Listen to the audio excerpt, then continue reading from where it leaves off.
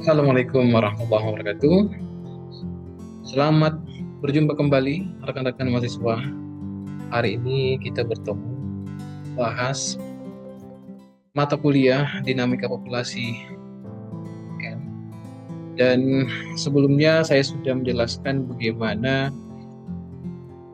EPL pada rencana pembelajaran semester mata kuliah dinamika populasi kan, di mana saya sudah menjelaskan dan menginformasikan bagaimana capaian pembelajaran pada mata kuliah ini untuk kita bisa melihat parameter biologi populasi ikan, umur, pertumbuhan, mortalitas, rekrutmen. Kemudian bagaimana yang paling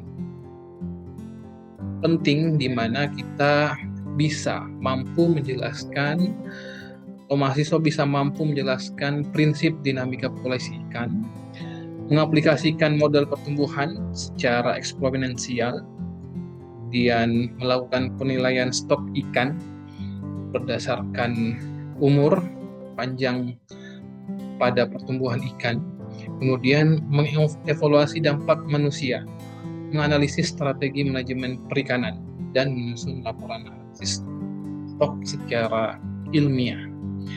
Nah, ini merupakan dasar kita untuk capaian pembelajaran pada mata kuliah dinamika populasi ikan.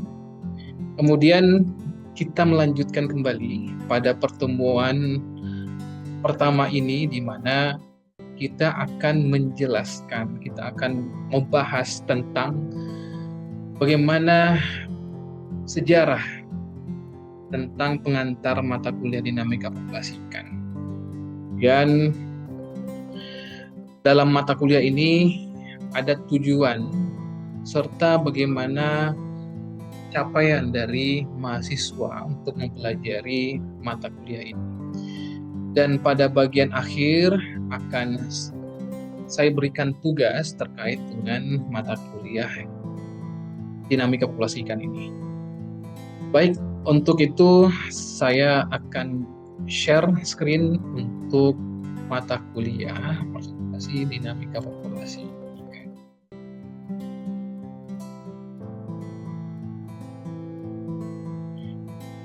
Informasi kembali untuk mahasiswa, jangan lupa untuk mengisi presensi yang telah disediakan ya. Ada link yang sudah saya kirimkan pada grup mata kuliah ini.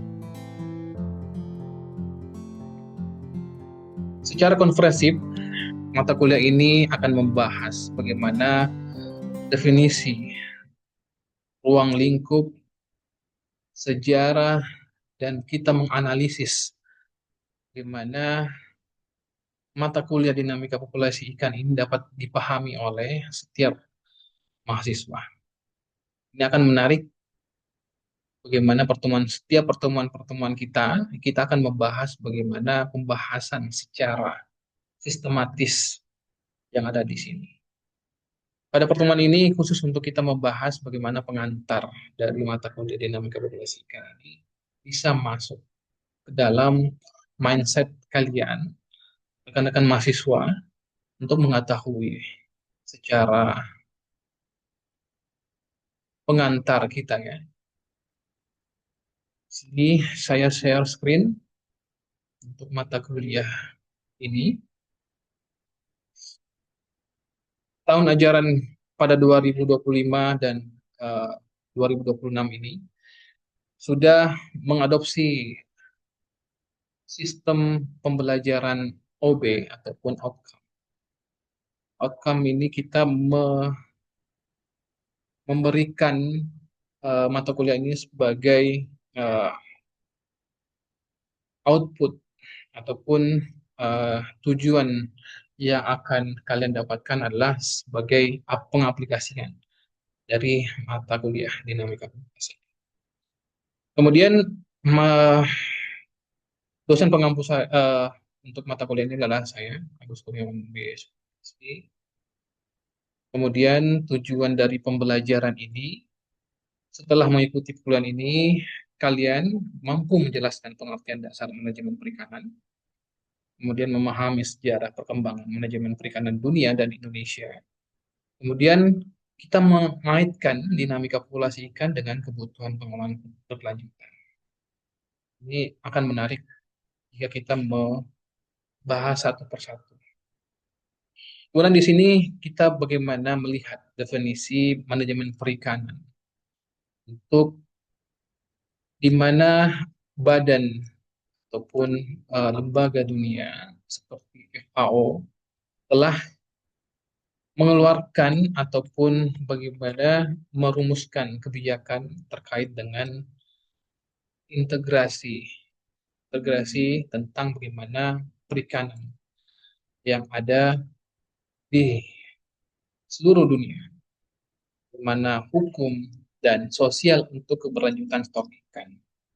Di sini saya akan menjelaskan bagaimana FAO membahas tentang perikanan yang bertanggung jawab pada tahun 1995. Kemudian FAO ini membuat dokumen tentang menjadi uh, atau tentang titik balik dari pengelolaan perikanan global secara global dengan menekankan bahwa pengolahan stok ikan secara berkelanjutan ini harus mempertimbangkan lebih dari sekedar sains perikanan. Kalau kita tarik mundur terkait dengan sejarah perikanan, kelautan dan perikanan, beberapa filosofi dari uh, ilmu kelautan dan perikanan ini telah lama dikemukakan oleh filsuf. Salah satunya filsuf dari Aristoteles, di mana Aristoteles ini mengungkapkan bahwasanya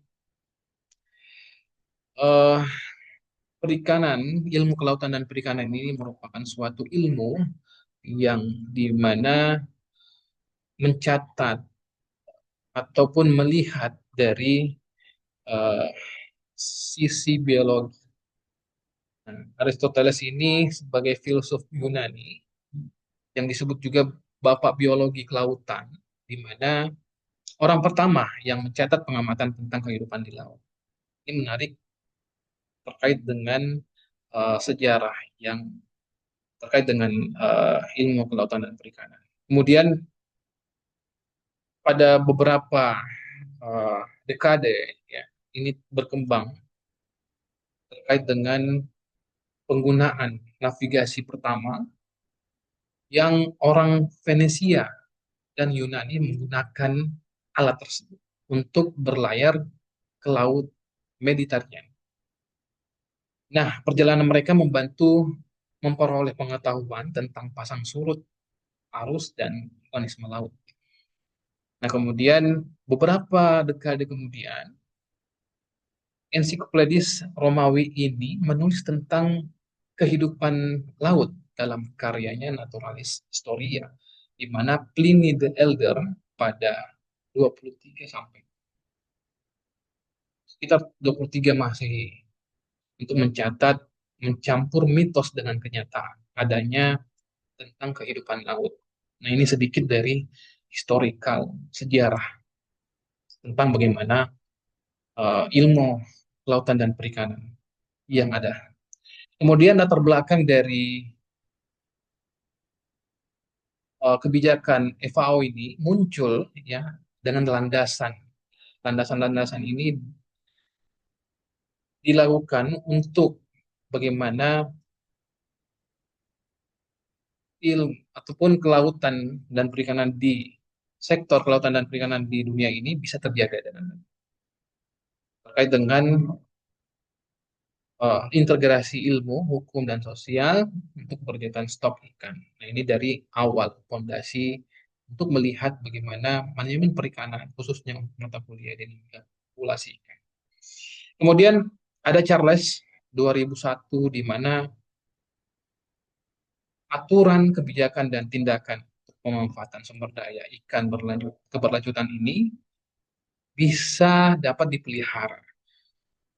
Nah, ini kita bisa melihat bagaimana pentingnya untuk menjaga keberlanjutan, khususnya untuk sektor kelautan dan perikanan ini, untuk bisa dipelihara dan bisa dapat dinikmati sekarang dan masa depan.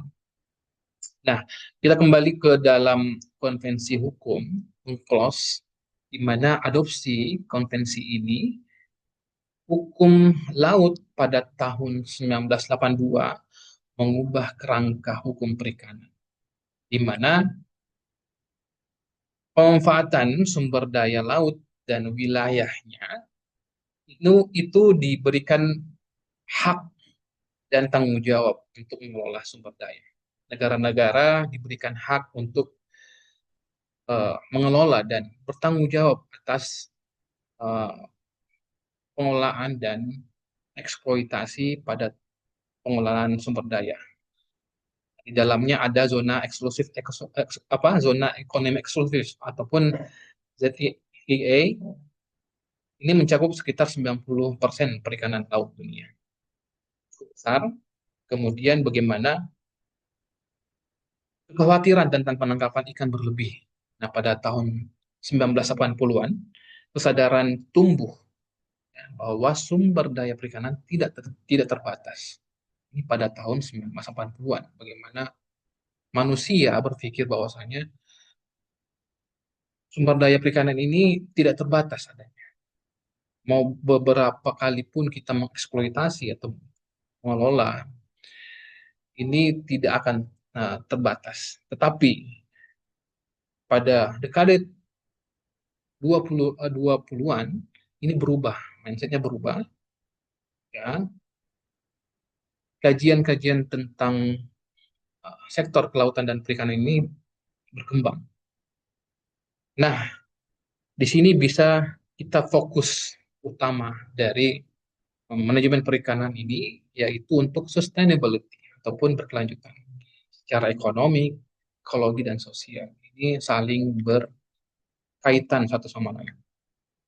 Kemudian sejarah singkat tentang manajemen perikanan, ya ini yang sudah sebagian saya kemukakan bahwasanya perkembangan global pada abad 20-an perikanan dianggap tidak terbatas. Yang tadi sempat saya uh, kemukakan bahwasanya sebelum dari abad 20 itu ya kesadaran pada manusia ini tidak tentang adanya sumber daya perikanan itu tidak terbatas.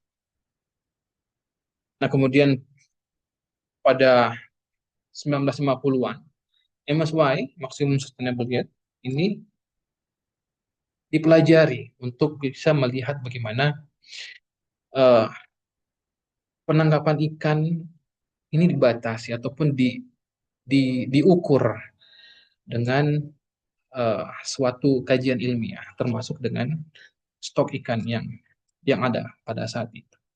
Nah, kemudian pada 1970-an ini tentang yang tadi bagaimana zona eksklusif, ya, zona ekonomi eksklusif, di mana 200 mil laut itu diatur sedemikian rupa untuk negara-negara yang diberlakukan ya tentang hukum laut, ya, di mana negara-negara pantai diberikan hak dan tanggung jawab untuk mengelola sumber daya di dalam zona eksklusif itu. Kemudian pada tahun 1990-an, ecosystem approach to fisheries ini digunakan untuk bagaimana menjaga ekosistem yang ada di perairan. Kemudian Indonesia terkait dengan undang-undang perikanan ini mengeluarkan bagaimana kebijakan-kebijakan untuk mengatur tentang sektor kelautan dan perikanan.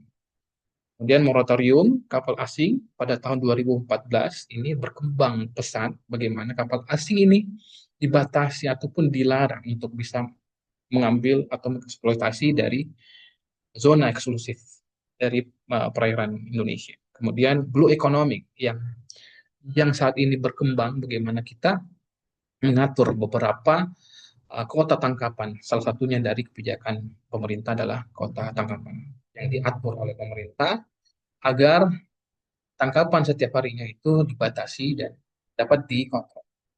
Kemudian konservasi ini penting, bagaimana konservasi ini dapat bisa dilestarikan dari pada kondisi sumber daya saat ini. Nah, sejarah singkat ini memang dapat dilihat tentang bagaimana perkembangan-perkembangan yang ada di eh, sektor kelautan dan perikanan ini memang sangat pesat sekali. Nah, kalau kita melihat kembali sejarah singkat ya, tentang perikanan komersial yang meningkat pada setelah Perang Dunia Kedua, perikanan global mengalami perkembangan pesat secara inovasi teknologi. Ini menyebabkan penangkapan ikan skala besar yang dilakukan oleh uh, masyarakat ataupun industri yang pada saat itu sumber daya laut yang dianggap tidak terbatas. Nah, dari landasan tersebut, ya, kode etik dari perjanjian FAO ini merespon terhadap masalah penangkapan ikan belut, terutama di perairan internasional. Ya. Kemudian FAO mengadopsi perjanjian untuk mempromosikan kepatuhan terhadap langkah-langkah konservasi dan manajemen internasional, khususnya untuk mengatur bagaimana kapal-kapal penangkapan ikan ini di laut lepas. Ini yang terjadi pada zaman perjanjian tersebut.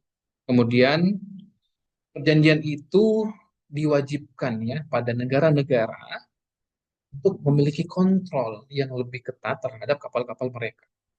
Nah, bagaimana saat ini yang dilakukan oleh Indonesia untuk menerapkan teknologi-teknologi pemantauan kapal-kapal yang dilakukan oleh masyarakat untuk mengelola dari sektor kelautan dan perikanan. Kemudian, eh, secara konferensi internasional ya, penangkapan ikan yang bertanggung jawab ini bisa ditekankan bagaimana perlunya pengolahan perikanan yang berkelanjutan. Ini tadi bagaimana landasan Indonesia mengeluarkan undang-undang perikanan tentang bagaimana keberlanjutan eh, dan bertanggung jawab atas bagaimana pengelolaan sumber daya perikanan dan kelautan. Kemudian bisa kita lihat lagi bagaimana konferensi PBB tentang stok ikan pada tahun 1995, di mana eh, pengembangan ini untuk bagaimana melihat batas dan stok ikan berimigrasi, menghasilkan perjanjian internasional. Nah, ini secara hukum tentang meminimalisir dan menjaga konservasi dan pengolahan stok ikan di laut. Nah, kemudian hal ini dapat dilihat ya, dari urgensi manajemen perikanan, yang bagaimana FAO melihat 34% stok ikan dunia ini terjadi overfishing. Kemudian Indonesia menemukan overfishing di WPP tertentu, yaitu WPP wilayah penangkapan perikanan pada daerah Natuna dan Arafura ini terjadi overfishing. Kemudian tantangan dari undang-undang perikanan, degradasi habitat, dan perubahan iklim ini terjadi saat ini, dan bagaimana Indonesia merasakan bagaimana perubahan-perubahan tersebut. Kemudian ilmu dinamika populasi ini sangat penting sebagai dasar kebijakan yang diambil oleh pemerintah, oleh akademisi, oleh stakeholder yang bersinggungan ya termasuk dengan mahasiswa. Nah, kemudian bagaimana urgensi ini kalian bisa bayangkan ya, Anda seorang nelayan di Sulawesi Selatan tahun 1980-an, bisa bayangkan pada tahun 1980-an di mana kalian berpikir bahwasanya ketika saya mengambil atau menangkap ikan di laut ini dia akan habis. Kemudian kalian berpikir laut ini masih kaya sekali dengan bagaimana sumber daya yang ada. Hasil melimpah ya, setiap melaut kalian bisa mendapatkan hasil yang sangat banyak. Kemudian pada transisi berjalannya waktu, dekade demi dekade, pada sekarang ini hasil tangkapan ini menurun. Nelayan harus melaut lebih jauh lagi dengan biaya lebih besar. Kalian harus melaut ini dengan biaya yang kalian keluarkan ini lebih besar lagi untuk menangkap dan untuk mendapatkan hasil tangkapan yang bagus. Nah, kemudian pertanyaannya, apa yang salah dari kondisi tersebut? Laut habis atau pengolahan yang salah? Ini pertanyaan yang sangat mendasar bagaimana kalian bisa menjawab dari mata kuliah ini, ya, kita bisa mempelajari dari fenomena, dari pertanyaan-pertanyaan yang sudah yang dikeluarkan ini bisa terjawab dari ya, metode apa atau kuliah dinamika populasi ikan. Kemudian selanjutnya eh, rangkuman dari mata pertemuan kita hari ini bagaimana manajemen perikanan ini mengatur pemanfaatan ikan secara berkelanjutan. Ini penting bagaimana kita dapat melihat untuk bisa menerapkan apakah pemanfaatan ikan ini pada saat ini itu bisa dapat dikatakan berkelanjutan atau tidak. Kemudian perubahan paradigma, bagaimana penangkapan MSY, kemudian zona eksklusif, eksklusif ekonomi, kemudian sustainability, ya ini bisa terjawab. Dan kemudian tantangan di Indonesia tentang overfishing, undang-undang tentang perikanan, tentang dan degradasi ekosistem ini bisa kita dapat melihat dan bisa uh, mendapatkan solusi pada mata kuliah ini. Kemudian dinamika populasi menjadi dasar kebijakan perikanan. Nah, mata kuliah ini bisa dapat menjadi dasar kebijakan perikanan. Kemudian tugas Anda pada pertemuan selanjutnya kalian mencari ya dalam bentuk review jurnal yang kalian kumpulkan ya minimal 10 artikel pada jurnal ilmiah untuk menjawab dua pertanyaan ini. Mengapa paradigma MSY tidak lagi cukup dalam manajemen perikanan modern saat ini?